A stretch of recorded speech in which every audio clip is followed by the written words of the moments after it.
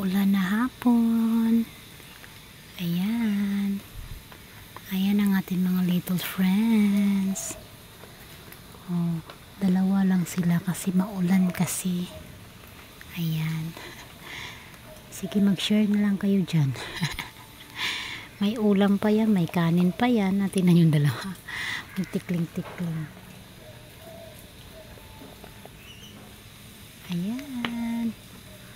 Tingnan yung mga chai, oh. Ang aking rambutan.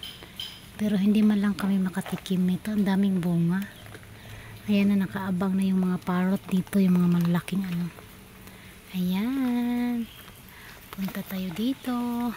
Ayan. O, diba? Maulan na hapon. Ayan ang ating dragonflies.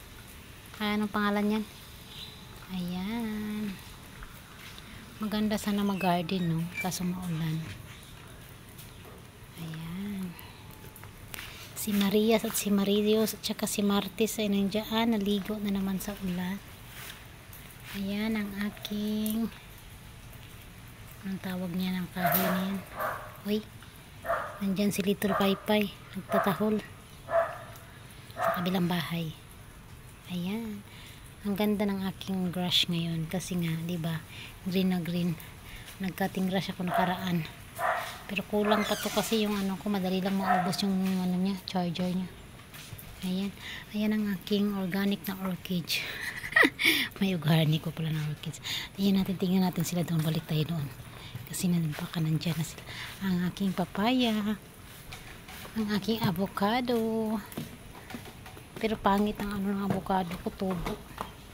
Marami kasi, dapat kasi sa ano. Ayan, dumami na sila. Kayo pa rin dalawa nandiyan?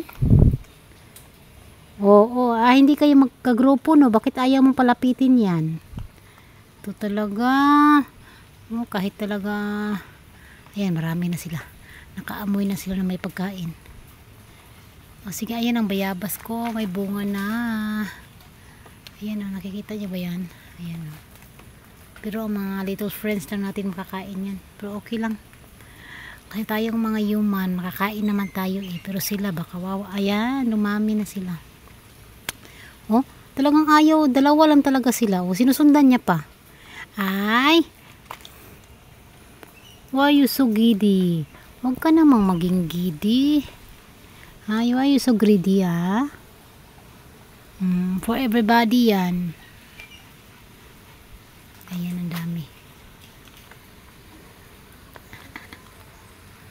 Ayan. Oh, ayaw niyang palapitin.